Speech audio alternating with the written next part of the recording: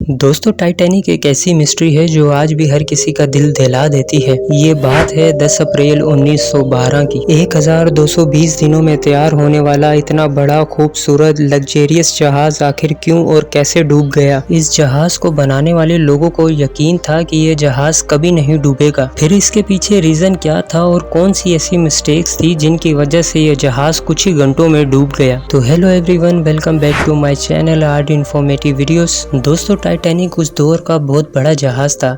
इस जहाज में 2240 लोग सफर कर रहे थे और बहुत सारे लोग इस जहाज के पहले सफर को लेकर बहुत ज्यादा एक्साइटेड भी थे। इस जहाज का सफर इंग्लैंड के सिटी साउथहैम्पटन से स्टार्ट होकर न्यूयॉर्क जाना था। इस जहाज की लंबाई तकरीबन 882 फुट थी और हाइट 115 फुट और चौड़ाई में 52 फुट थी। टाइटैनिक की कंस्ट्रक्शन 1907 में स्टार्ट हुई थी और 2000 वर्कर के साथ 3 साल में इस जहाज को तैयार कर लिया गया था। और जब टाइटैनिक को टेस्ट किया गया तो ये जहाज अपने टेस्ट में कामयाब हो गया। तो टाइटैनिक बनाने वाले लोगों को यकीन हो गया कि ये जहाज कभी नहीं डूबेगा। इसलिए जब इस जहाज की मार्केटिंग की गई, टिकट्स को सेल किया गया तो मीडिया के सामने खुले अल्फाजों में बोला गया था कि ये जहाज अनसिंकेबल जहाज है, मतलब कि ये जहाज कभी न डूबने वाला जहाज है। और इस जहाज की टिकट्स रातों रात फौरन बुक हो चुकी थी क्योंकि ये उस दौर का सबसे बड़ा और लग्जेरियस जहाज था और हर कोई इस जहाज में सफर करना चाहता था। फिर ऐसा क्या हो गया कि एक बर्फ की चट्टान से टकराते ही ये जहाज कुछ ही घंटों में डूब गया। तो चले आए दोस्तों, अब थोड़ी डीप रिसर्च के साथ जानते हैं कि आखिर उस दिन हुआ क्या था।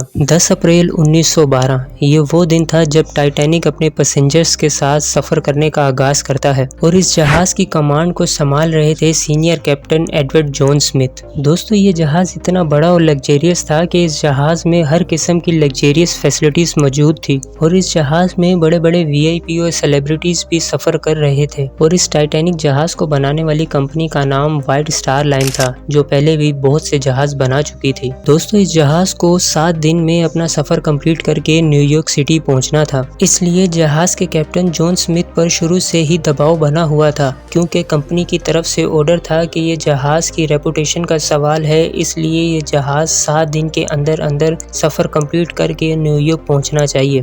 इसलिए उन्होंने शुरू से ही जहाज की स्पीड बहुत ज़्यादा तेज़ रखी हुई थी। मगर अपने सफ़र के दूसरे दिन ही टाइटैनिक जहाज को खबर मिलती है कि आगे बर्फ़ के बड़े बड़े पहाड़ मौजूद हैं, तो सफ़र थोड़ा ध्यान से करें। और जैसे ही आइस वार्निंग मिलती है तो जहाज के कैप्टन स्मिथ इस वार्निंग पर ज़्यादा ध्यान नहीं देते और अपने जहाज की स्पीड को कम नहीं करते, बल्कि उसी तेज़ रफ्तार में अपनी मंजिल की तरफ बढ़ते जा रहे थे। और दोस्तों उसके 2 दिन बाद 14 अप्रैल 1912 ये वो दिन था जब टाइटैनिक को फिर से आइस वार्निंग दी जाती है और बताया जाता है कि समुद्र के बीच में बर्फ की बड़ी बड़ी चट्टानें मौजूद हैं। मगर ये वार्निंग भी टाइटैनिक जहाज के ऑपरेटर ने इस वार्निंग को भी सीरियस नहीं लिया क्योंकि अटलांटिक ओशन में ऐसी बर्फ की चट्टानें मिलना उन सभी के लिए आम बात थी और इसी वजह से उन सभी से इतनी बड़ी वार्निंग मिस हो चुकी थी और जहाज अपनी तेज रफ्तार में आगे बढ़ता चला जा रहा था। और एक्सपर्ट के मुताबिक ये वार्निंग 6 से 7 बार दी गई थी, मगर ये जहाज अपनी उसी तेज रफ्तार में आगे बढ़ता चला जा रहा था।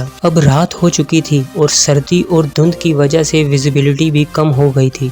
जहाज का एक वर्कर अपने सामने बर्फ की एक चट्टान को अपने करीब आते देखता है तो वो फौरन जहाज के ऑपरेटर और कैप्टन को इन्फॉर्म करता है कि आगे बर्फ की बहुत बड़ी चट्टान है। और जहाज का कैप्टन फौरन अपने ऑपरेटर्स को ऑर्डर देता है कि जहाज के इंजन्स को बंद कर दिया जाए और जहाज को मोड़ा जाए। मगर दोस्तों बहुत ज़्यादा देर हो चुकी थी और जहाज की रफ्तार इतनी ज़्यादा तेज़ थी कि वो 1 ही मिनट में जहाज उस बर्फ की चट्टान से टकरा जाता है। रात के 11:40 हो रहे थे जब टाइटैनिक उस बर्फ की चट्टान से टकराया था। ये बर्फ की चट्टान कोई छोटी चट्टान नहीं थी, बल्कि एक फुटबॉल ग्राउंड जितनी बड़ी चट्टान थी और एक्सपर्ट के मुताबिक इस चट्टान का वजन 1.5 मिलियन टन था जिससे टाइटैनिक टकराया था। टकराने की वजह से जहाज के नीचे वाले हिस्से में होल हो गया था, जिसकी वजह से जहाज के नीचे वाले हिस्से में पानी भरना स्टार्ट हो गया था। मगर दोस्तों जहाज को ऐसा डिज़ाइन किया गया था कि अगर इसमें थोड़ा पानी भर भी जाता तो इस जहाज को कोई नुकसान नहीं होने वाला था और ये जहाज नहीं डूबने वाला था। मगर जहाज इतना ज़्यादा डैमेज हो चुका था कि इसमें पानी बहुत तेजी से अंदर आना शुरू हो चुका था। और जब कैप्टन और शिप के बाकी वर्कर्स ने ये रियलाइज किया कि जहाज बहुत बुरी तरह डैमेज हो चुका है और अब ये जहाज डूब जाएगा,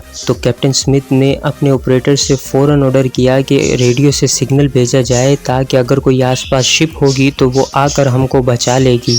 और तकरीबन 15 से 20 मिनट बाद एक शिप उस टाइटैनिक जहाज के सिग्नल को पकड़ लेती है और उनको बचाने के लिए निकल पड़ती है। मगर ये शिप थोड़ी दूर थी, जिसकी वजह से उनको वहां तक पहुंचने के लिए 2.5 से 3 घंटे लग जाने थे। तो कैप्टन ने सोचा कि तब तक लाइफ बोट्स के जरिए पैसेंजर को जहाज से निकाला जाए। टाइटैनिक जहाज में 32 लाइफ बोट्स की स्पेस थी, मगर जहाज में 20 लाइफ बोट्स ही लगाई गई थी, क्योंकि उनको लगता था ये जहाज कभी ना डूबने वाला जहाज है, इसलिए उन्होंने 20 लाइफ बोट्स ही जहाज में लगाई थी। और जब पहली लाइफ बोट पानी में उतारी गई तो उसमें 28 लोग बिठाए गए थे, जबकि बोट में 65 लोगों की बैठने की जगह थी। रात के 1 बजे तक पानी जहाज में इतना ज्यादा भर गया था कि जहाज का आगे वाला हिस्सा पानी में डूब गया था और पीछे वाला हिस्सा पानी से बाहर आ गया था। और जब लोगों ने ये देखा कि जहाज तेजी से पानी में डूब रहा है तो लोग खुद को बचाने के लिए शोर और लड़ाई झगड़े करने लगे ताकि हम पहले लाइफ बोट में बैठ जाएं। और 2:04 पर आखिरी लाइफ बोट जहाज से उतारी गई,